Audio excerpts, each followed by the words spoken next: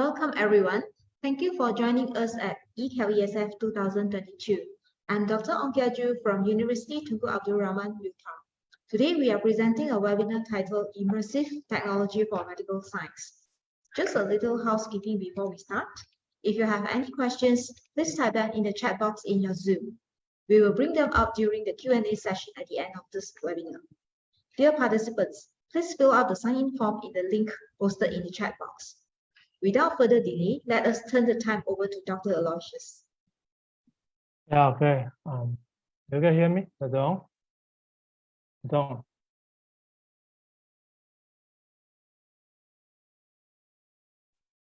Hello, I can. Yeah, okay. Yeah, okay. Good day, everyone. I'm Aloysius. Yep. So I'll be the moderator for today for my team. Okay. Let me go to my slide. No. Okay. Aloysius. Yep. Okay. I'm assistant professor from Faculty of Creative Industry. I'm chairperson for Center for Immersive Technology and Creativity, which is CTC. I'm from a game study department. So you can use the QR code to reach our center if you got anything after this webinar. Okay, we are from this center. And our center actually is a research center based in Malaysia, focused on immersive technology. Also, we are mostly about the AR, VR, and also creative content development. And we encompass toward the direction of heritage and culture preservation by new media, example, immersive technology. So we are dealing with all these extended reality, VR, AR, and MR. So these are some of the projects which we have been delivered for a few years back before MCO and also during MCO. So we are currently, if you know that, we are also involving in this metaverse content development. And we are stationed in our Sungai Long campus, Utah Sungai Long campus, which is in Selangor. This is our center located. Yeah. And this is some of the projects we are getting involved with, or VR walkthrough, and also virtual tourism, 360 panoramic project, also in potential with the virtual lab, virtual clinic, and virtual operating theater. And also today's topic actually related to immersive technology for medical science. If those participants who used to follow us from August onwards, then you know this is another level that we have been achieved by the team. So now I'd like to introduce my speaker for today, which they are going to talk about the simulation of the mixed reality for the injection for simulation devices. So the speaker tried to put a line now is for Mr. Tang Xuanqing and also Mr. Liu Yanzi. They are the undergrad student from Bachelor of Engineering in Mechatronics Engineering, and also Bachelor in Electrical and Electronic Engineering in University Tunku Abdul Rahman. Okay, this is a project which we call this disciplinary project from the Center for Immersive Technology and Creativity, which is ATC, from Faculty of Creative Industry, and also like FCI, and also with Lee Kuan Cheng, Faculty of Engineering and Science. So they are under our what we call undergrad research scheme student, which will try to train them under our young researcher. We try to train them as our young researcher to help us also corroborate in terms of our project. Yeah.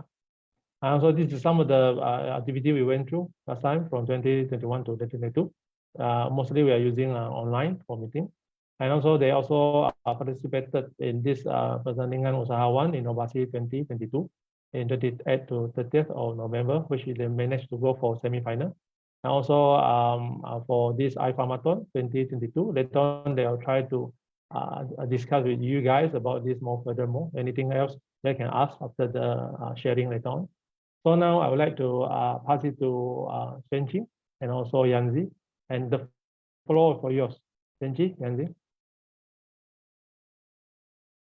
Xuanqing. Hello, Xuanqing. Yeah. Hi, we'll be sharing. Okay, we'll be sharing the same mic because we are together. So we scared later the mic will interrupt each other. Okay. So we use the same mic. So.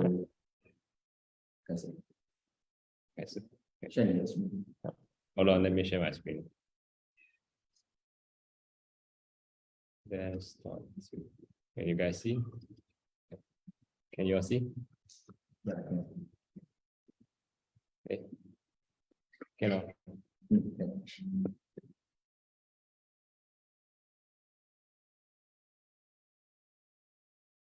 Slideshow.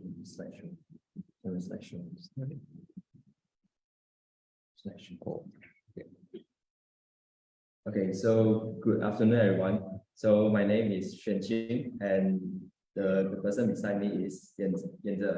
So we are from e-KLESF, we are engineering students. So we'll be presenting the topic today called Immersive Technology for Medical Science. So let's start.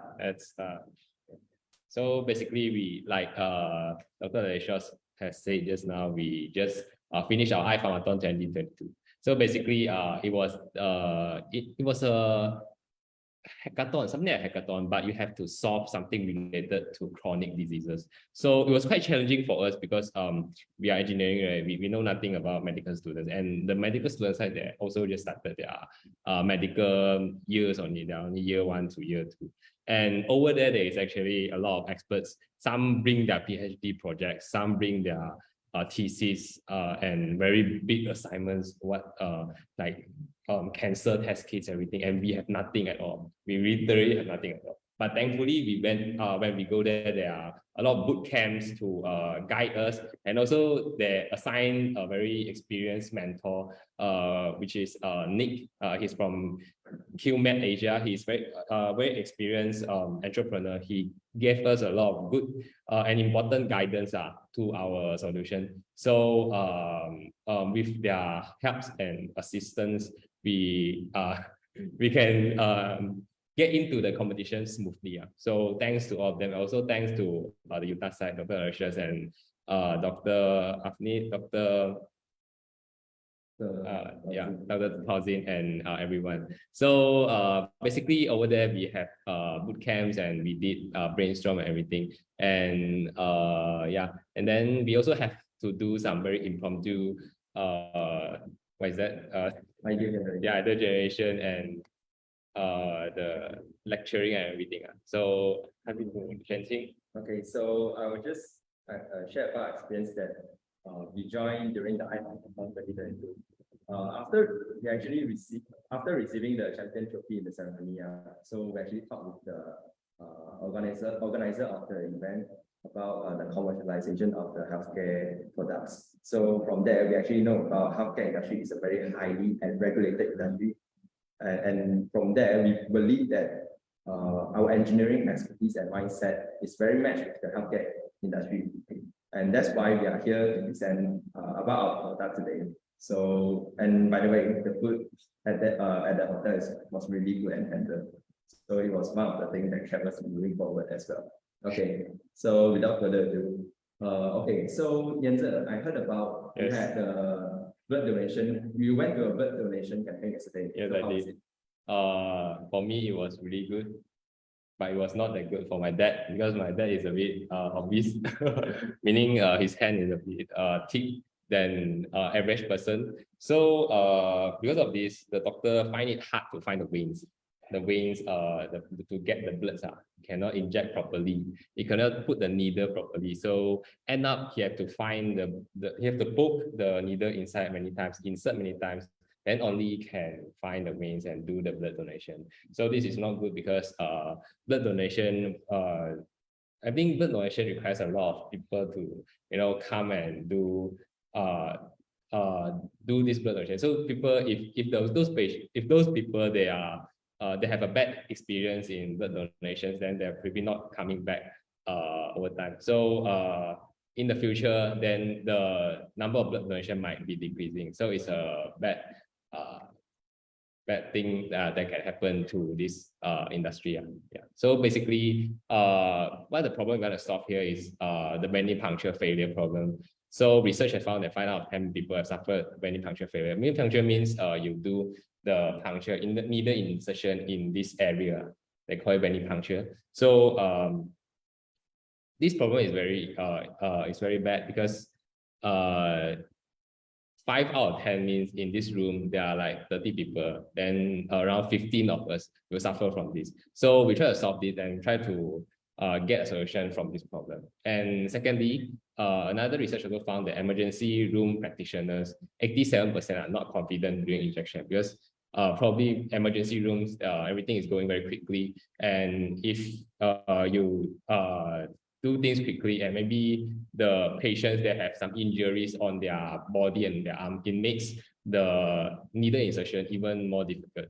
So next, it also causes additional spending annually due to venous access failure.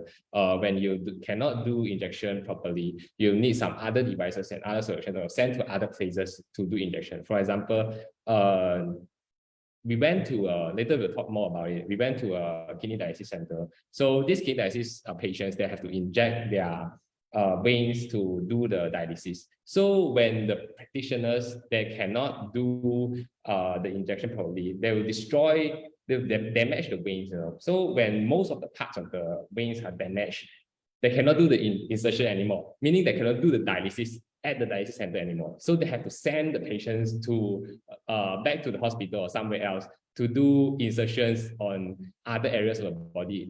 For example, maybe neck or maybe legs or somewhere else. So it costs additional spending on this. And annually, there's 4.7 billion USD in the US. So these are the problem statements. So the question comes, how can we perform needle insertions in one try and accurately? Okay, so let's talk about what is vein finder. Vein finder is basically the main product that we are going to discuss today. So okay, so what is vein finder? There are three things I want the audience to understand about what is vein finder. First one, you can scan and locate the veins. So vein finder is actually a medical device that project the veins pattern on the patients to assist the medical practitioners from performing the injection. The first and the most important characteristic for using this vein finder is actually to scan the forearm location and see and project the veins pattern for the medical practitioners to perform the needle injection. So as you can see from the image in the slides, it is very portable, and normally it is handheld devices. Unlike other devices like Jensen mentioned, like ultrasonic and MRI, probably these kind of devices are very large sizes and also expensive as well. And the third point is that using vein finder can actually increase the vein visibility. It can help the healthcare providers to see the veins that they are normally cannot locate them easily with a naked eye. So normally the nurses will just use their hand like massaging. We call it palpation, and also observing where is the veins to identify during the needle injection. Okay, so the working principle of talking about the working principle of the vein finder, basically is using a near-infrared light. Near-infrared light is actually light which has a shorter wavelength, the longer wavelength than visible light. So it's around 800 to 2,500 nanometer. And it is for near-infrared light, why we are using this? Because the hemoglobin, the deoxy hemoglobin in our blood vessels can actually absorb this near-infrared light. So in the end, when we capture the image from our forearm, the tissue other than the blood vessels will be refracted, but only the blood vessels can absorb. So in the end, what we can see from the image is the blood vessels. We can see very clearly where is the blood vessels. After that, we will actually show the image of the NRI image that we taken. Okay. So next. So basically, the blood vessels will absorb all the NIR lights, and when we look using a camera, NIR camera, we'll see there's a dark region in the veins because the veins absorb all the lights, and those parts that doesn't have lights means there are muscles and fats and everything that do not have blood. So we'll let you see. So basically, it's something like this. This is what I talk about. The dark regions are basically the veins. So this is how a vein finder works. Yeah. And so when we talk about vein finders, right? What vein finder can give values? What values vein finder can give to healthcare providers? Just now we talk about patients.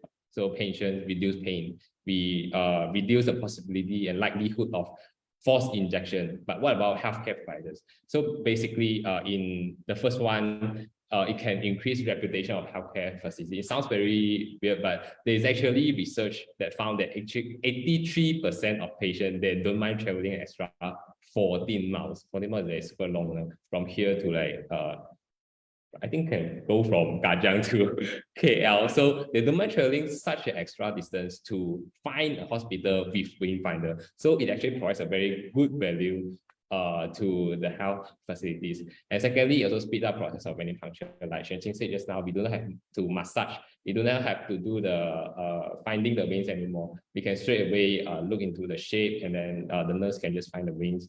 So it skips process of palpation, and device is very straightforward and easy to use. There's no learning curve. You just scan and then you can use it. And thirdly, it also increases confidence of practitioners. When you talk about confidence, maybe you think practitioners, they already do it, doctors that do it for so many years already, nurses that do it for so many years, but there are new doctors and new nurses as well. So they actually have a lot of problem finding veins because there's a research here saying new phlebotomists, those who take blood from patients, they actually have positive feedbacks when they use Wayfinder because they do not have much experience. And actually from our site visit that we went yesterday, went to the kidney dialysis center. They also say the nurse there also say that newcomers, new nurses, new practitioners, they always have wrong injections. So this is the problem, a big problem in the industry. And so basically our solution is a vein watch. Vein finder is a very common term in the industry, but what we're going to do is something like a vein finder, but we change it a little bit. We call it a vein watch. So watch here have two meanings. One is the verb, which is we watch the vein, we look at the vein, and secondly, the watch is the shape of our product. It looks like a watch. So you have two meanings. And first the verb watch defines us as someone who can look at the vein of the patient. So this is why we do the primary function. We look at the vein of the patient on the arm. As you can see here, it's a bit soft here. You can see some light like that. This is a 3D model of our final product. So there's a pink color thing. You can see a pink color drawing, something like that. It's actually the vein of the patient. So there will be a projector, light projector like that. So the light projector will produce a image of the veins of the patients on the arm, directly on the arm.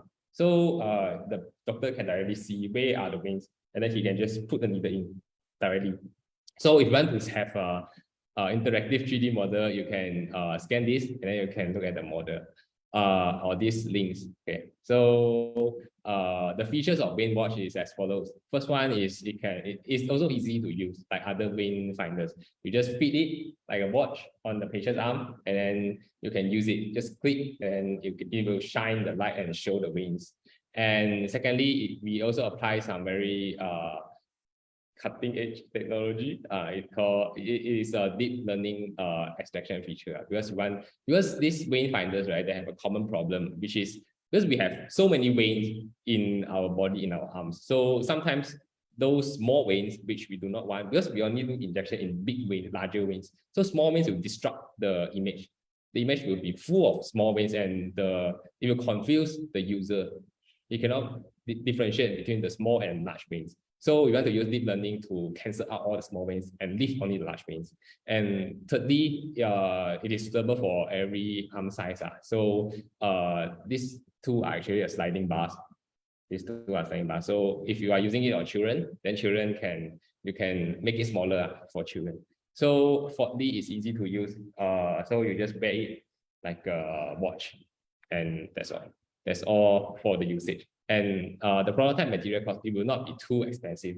Another side note is vein finder in the industry actually costs a lot. So in US, one normal vein finder, like I showed just now, this vein finder, which is already in the market, it costs around 5,000 USD. So the cost is actually very expensive. But our solution here, the final prototype that we want to do, actually costs about 300, lower than 300 maybe. So to prove our concept, we actually made this very bulky prototype, but it's just to prove our concept. In the future, we will move it to a smaller size, and then we will do more improvement on image extraction and everything. So we should Shanjing should demonstrate you the proof of concept of our product.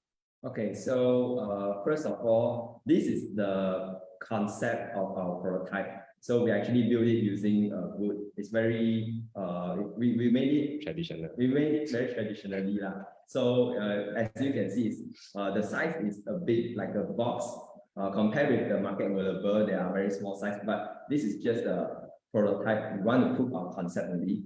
And so in this prototype, it's very easy. It's just using some of the available materials that we can find it out there in the market. In the dustbin. In the dustbin. And also, like you can buy it from Mr. DIY. So this is we just want to prove concept. So basically, there are three things that our concept we want to validate. The first one is the image acquisition, which is capturing the image of our forearm, and also the NIR images to identify where it's the wings. And the second is to do the image processing, as Yenze talked about just now. We can use the deep learning algorithm to do the image processing, and also other machine vision methods. The third one is by using the feature extraction method. We can use AI model and also use other mathematical algorithm to extract the features, which is the wings pattern from the images. So there are basically 6 steps. The first one is that the user just need to insert the hands into the box. So as you can see, it's like the box is there is a big hole inside. So the user just need to insert the hands inside, and it is a black box inside. So the step 2 is we can capture the NR images, because other than the box, we're actually controlling the parts, the electronics components, using the laptop itself. So we capture the NR images using our laptop, like a screenshot and other software, like we are using, for example, MATLAB to capture NR images. So NR images, when we are capturing, you can observe that the color is actually quite different from the normal images. It's a purple color, because we are using other filters like red color and blue color filters to filter out all the visible light region of the lights. So what we can receive the signal from the camera is those infrared region of signals. So in the end, you can see there is a purple color in the image. And then the third step is we want to perform an image processing. Like just now, we can see the purple color region, which is the background. So we want to eliminate this, and we want to do the segmentation for this. We want to extract the region of interest, what we call the RI in the machine vision. Those stuff are okay. So we want to extract only the forearm parts, which is the region that we are interested. So we perform segmentation. As you can see in the image, it's actually only the forearm will be extract out. All the other components will be blacked out. Okay. So the fourth step is that we want to extract the wings pattern feature from the forearm. So you can see there are a lot of thin lines out there. It's very it's like a spaghetti. Okay, so it's very complicated, but actually there are wings pattern extracted by using the mathematical algorithm. So in the end, we doesn't need to like use manually drawing. We are using the algorithm to help us to identify where is the wings location behind. Okay. And the fifth step is that from the fourth step is we extract the features of the wings, and then we overlay this wings pattern on the original image, which is our forearm hands. So why is this useful for the users? So the medical practitioners can be using these overlay images to identify where is the location of the wings. So this is the prototype only, but in the end, our future prototype would be overlay the veins pattern using the projector. So in the real life, you can see actually there is a light over projected on the forearm. So so you can see very clearly where it's.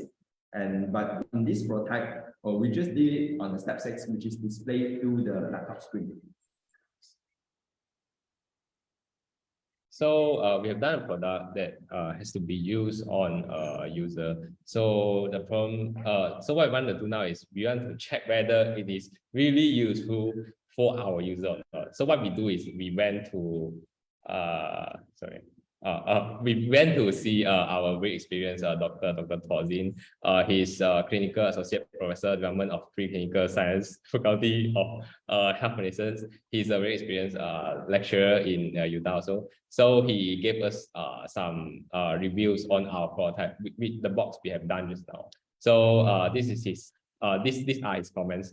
So he said it is a potential alternative to Doppler. Doppler is something like ultrasonic sensor. So if you have seen ultrasonic before, then some pregnant women that went to clinics, then they have this kind of device that shows black and white screen to see the fetus inside. So this is actually a Doppler. Doppler is really big, a really big device, but we can actually sometimes they use it for checking veins also. So if some clinic, small clinic, they want to check veins, they don't have to afford to buy a Doppler. Doppler is big and expensive, so they can just buy our product and then they can check veins easily.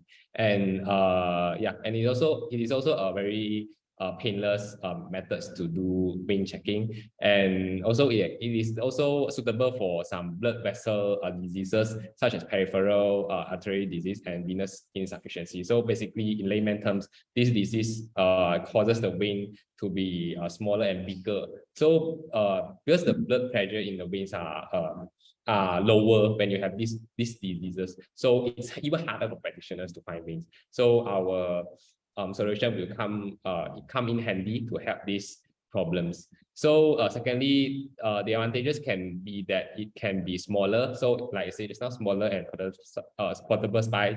portable size and less costly, and will be user friendly without the need of specialized training. So it's easy to use. And lastly, it can also be useful for teaching and training of students of health institutions as vein finder and blood collection. So like I said just now, there's actually a lot of new practitioners that are very inexperienced, they do not have experience, and they might hurt the patient. So we want to avoid that to happen, and also help them to do it much faster and much easier. So to validate it, we also went to this kidney dialysis center. In order to validate. So we went to this kidney dialysis center for site visit, and actually it was changing slide. Sorry, I forgot. So we actually went to the site visit yesterday to the kidney dialysis center. It's called dialysis Amal Medicare. It's located at Cheras. So we went there to do a site visit, bringing our prototype over there and to validate whether our concept is actually matching with the demands of, for the customers. The customers of our veins finder is actually those who are the users, like the medical practitioners, the nurses itself. Okay, so and we actually talked with one of the nurses at the dialysis center. So this nurse is actually very experienced over there. She has 9 years of experience in nursing. So we try to teach them about our prototype, and actually we want to further ask her about what is the problems that the nurse is facing during the kidney dialysis center. So she actually talked about, on average, new nurses has 3 failures out of 10 needle insertion attempts. So it's actually around 30% of failure rate in the dialysis center. It's very close to our problem statements before.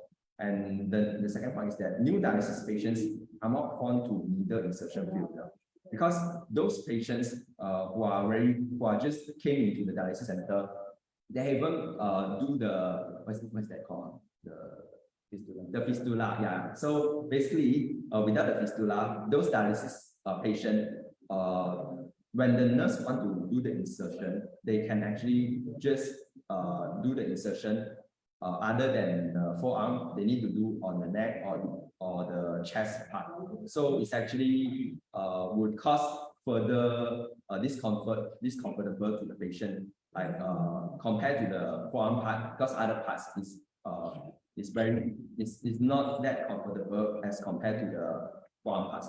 So in the third point is that there are multiple failed attempts of needle insertion may cause veins to be damaged, and patient has to be sent back to the hospital. As Yenze said just now, if the nurse keep on doing the needle insertion on the same position, but it's not success in the end, so it will cause the veins, like it will damage or broken, and in the end that part would not the nurse cannot use that position to do the needle insertion anymore. So the patient need to send back to the hospital for the doctors to identify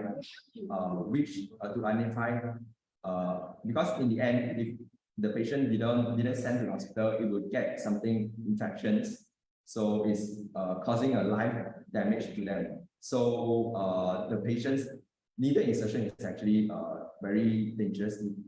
If it was done very badly. So currently, veins finder is still not in use. The nurse has also emphasized about that, because in the dialysis center, we actually cannot find these kind of things called veins finder in the dialysis center. So what they are actually relying on is the experience of the nurse. They can, especially those senior nurses, they are very experienced, so they're very sensitive using their hands to identify where is the veins location. But for those junior nurses, the new nurses who actually just came in for the practicing, they're actually still very fresh about that. So a working vein finder can actually help the nurse in locating and marking those injection points. This is what we can get comments from the nurse. Yeah, these are comments from the nurses. These are not from us, it's from the nurse. And other than the nurses, we also get comments from the patients themselves, because patients are the ones who will be used on the device on, and the nurses are the ones who applies the device on the patient. So both are equally important. So now we have to interview the patients and look what they say. So patient one, we actually interviewed two patients. Okay, so this patient one, he's 55 years old, and he has undergone a long dialysis journey. So 5 years already, he done dialysis. And he said he had a very bad experience in other dialysis center. And the doctor actually twisted the needle. He said it in Chinese, so I don't know whether I translated it correctly or not, but he said he zhuan. In Chinese it's zhuan. The needle is twisted many times because the doctor is too new, so we cannot find the veins. And then he was super frustrated. When he thought about it, he was like super angry, And then because the process was very painful. And then after that, he never want to return to the particular medical center anymore. So we can see from here, actually, patients they are very frustrated with failure in insertion of needle. So this is a proof of why our direction is correct. Our objective is correct. So we want to solve problems like this and help them to have a more comfortable injection. Yeah. So and the worst part is actually the collective failed insertion. Actually, this is not the first time he experienced fault in insertion. That one he talked about is actually the worst one. He actually had multiple times of failure insertions because he have done it 5 years already. So look what the failure in insertion have done. Have cost him on the bottom right, there's a picture here, hematoma of patient one. This is actually something called hematoma. When the vein is damaged too many times, the blood actually, I think, so this is what we found. So basically it will cause a lump on your skin like that. So this lump here actually cannot be used for insertion anymore. So it will stay there for a very long period of time, and it's not good for the patient. So we want to avoid this kind of thing. We want to make sure our product can solve this kind of problems and this kind of lumps, hematoma. So And secondly, there's another patient, patient 2. Also, we cannot reveal their names because of this ethical concern. So this patient he have just undergone kidney dialysis for 5 months, and he also experienced needle insertion failure in other hospital. So, luckily, this patient, he does not have any lumps like hematoma, but it also causes distress and was a bad experience. And he said he came to this new dialysis center because they are really experienced and the place is nice and the needle insertions were actually really accurate. So we can see from here, patients will actually evaluate whether this dialysis center is good at needle insertion or not. So this is a very important value for a dialysis center. And lastly, the testimonial. Our testimonial in summary consists of 3 parts. We do it on patients, we do it on nurses and doctors. Doctors are the one who is experienced and know all the theories and everything, so he will see whether a product is valid or not. And nurses are the one who use it, so there also is part of the user so he will talk about when he want to use it. When the nurses use it, is it okay? Is it easy to use or not? And patients are the one who will get the results, because if the needle insertion after using the device is okay, then the patient will benefit from it. Yeah. So basically, we have tested on patients, and patients we didn't use it on needle insertion because we have to go through clinical trials first, and ethical and clearance and everything after we can use it. So this auntie is actually a patient, but we didn't do needle on him on her. We only put her hand into the box and see whether we can look her vein or not. So and the nurse also he tried our device. He never see anything like this before, but this nurse is actually the nurse just now, the chief nurse just now. She actually liked our device. And Dr. Thor is the one who validate the product for us and give us a direction how our device can improve in the future. So basically, that's all from our team. Thank you very much. Okay. So that's all for our presentation. So back to you, Dr. Aloysius. Yeah, okay. Thank you, Senji and Yanzi.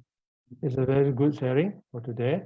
Yeah, just like what Yanzi and Senji tried to share with us, when the first time they tried to present this to me, when they are under our undergrad research scheme, like for example, we are trying to look for a project for them to support. So when I talk about this vein injection, actually, I myself also have the experience, but it's not me, my father.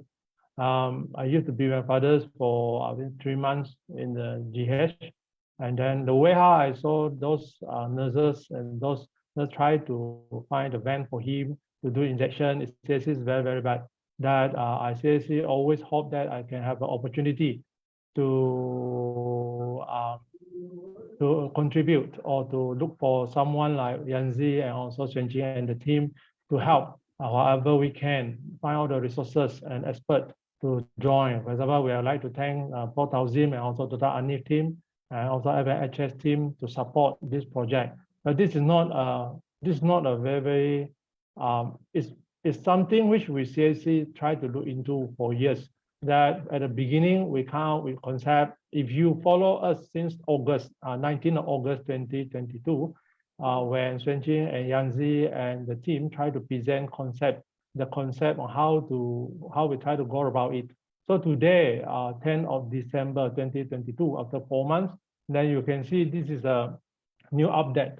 So we hope that in future we still can update the public and society, whoever try to follow e-KLESF, that we would like to share with you what is the new outcome, like what my team and also the Xuanjing and Yanzi team and also 4,000 team come out. So we hope with this team, slowly we can develop something which is very useful for medical sciences with the support from the expert and also from all the technologies and those people who are involved in this field. We hope we also invite them to write to us to try to share about their thoughts and their ideas, and we can develop it together.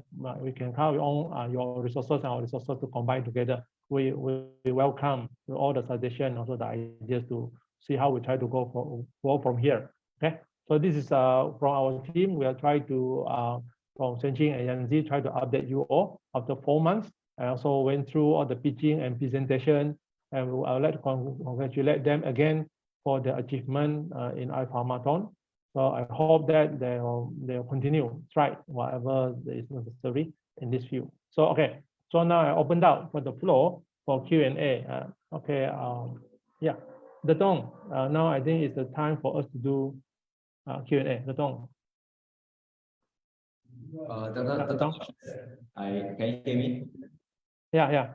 Yeah, so we actually brought a prototype. So we will demo a short period of time to let the audience see how actually we function the prototype. So go ahead. Spare 5 minutes like that. Okay, so let me share the screen first.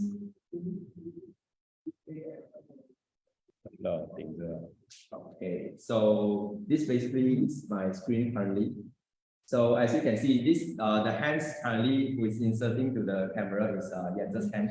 So what you can see is actually my MATLAB interface. So it's actually the purple color is actually what you I mentioned just now is the NIR light that is dining over the box. So what you can see from the images captured using our laptop is NIR images. So when Yen's hand is inserting, as you can see, there is a waves pattern from the camera. It's not very visible, but you can barely see some of the lines. Like yeah, so these lines are actually the waves, but it's not yet carry out the image processing. So what you can see is not that visible, but with human eyes, it's actually quite useful for that. But in the future, we will do the protection on the human's hand. But at this stage, we are still just doing a prototype to see where the waves will be. So for this prototype, we just capture the image of the NR images, which is the camera that you can see this right now. So after that,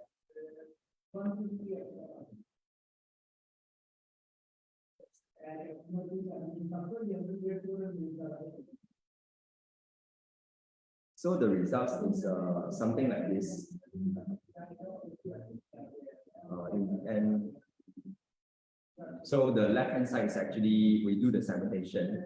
Like we capture the image like Yen's hand, and then we do the segmentation where is the region of the forearm, and then we black out all the background. Then we extract only the waist feature only, like the right-hand side of the image. Then after that, we just overlay the waist pattern on the hands.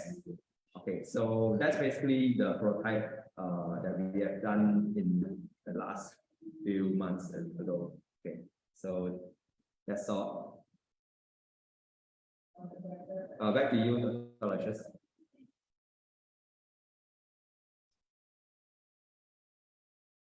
Dr. Aloysius, you are back. Oh, okay. Thanks, Senjing and Yanzi for the demo. Yeah, I hope the demo can bring some ideas to our Mr. Kwa. Yeah, Mr. Kwa. So, any more questions from the floor? Is there any more question? Let's see. Yeah.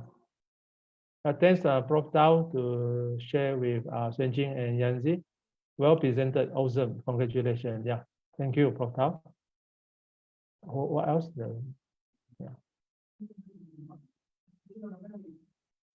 Yeah. Guys, any more questions which you guys want to ask our presenter here today?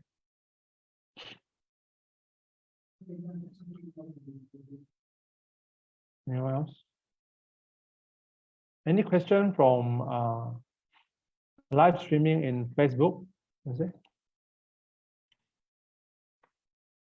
Because concurrently, actually, there's a live stream in Facebook. There's also a participant over there. So, is there any question that we draw out from there?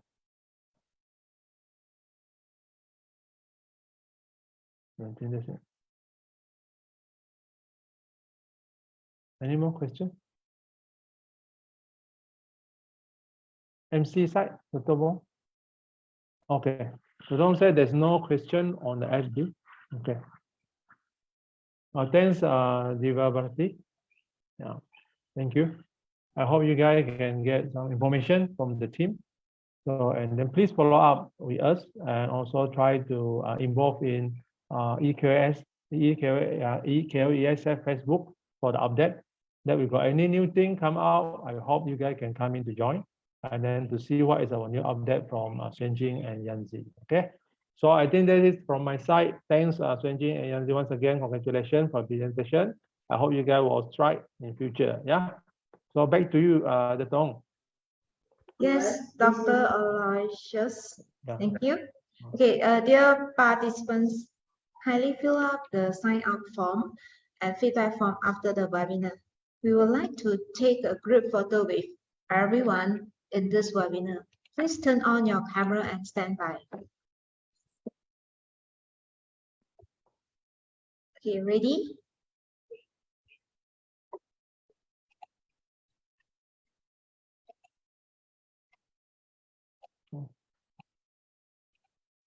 Oh, Miss Low. Oh, okay. Okay, ready? 3, 2, 1, smile. Let's take another freestyle photo. Ready? 3, 2, 1, smile.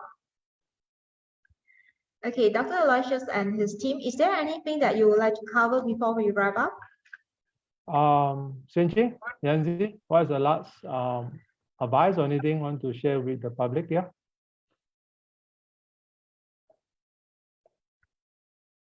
Yeah. Yanzi? Looking forward to go back to physical KLESF. May I know when we can fulfill our dream? Yeah. This is our next aim, I think. Yeah. Oh, that one is okay. That one we will update you. And we will update you, Yanzi and Xuanjing. Yeah. Maybe Right. for your another update. Yeah, for the real prototype. Yeah. Then after that, another prototype. So we will. I hope that we can go for physical for KLESF. Yeah. Also, Xuanjing say if anyone is interested in either our team or interested in Xuanjing, you can join our team and like our Facebook. Yeah. Okay. Thank you. Yeah. Okay. From my side, I thanks that everybody follow us for today, even though it's quite a late evening now. And then I hope we still can update you all for the new progress in future. So please follow us, especially the KLESF Facebook. Then you will see our new update from there. So thank you, Dr. Ong. That's from my side. Thank you. Thank you, Dr. Aloysius and his team for this insightful webinar. Thanks, everyone. Dear participants, please join us for webinar titled When Metal Returns to its Original Condition, Can We Stop It? At 9:30 a.m. tomorrow. Thank you, everyone, and stay safe. Bye, everyone. Thank you. Bye. Take care. Thanks, Mr. Dong. Thank you. Okay, Yanji, Xuanjing can go to rest. Yeah. Okay, thank you. Thank you, Dr. Bye. Okay, bye-bye. Bye, everyone.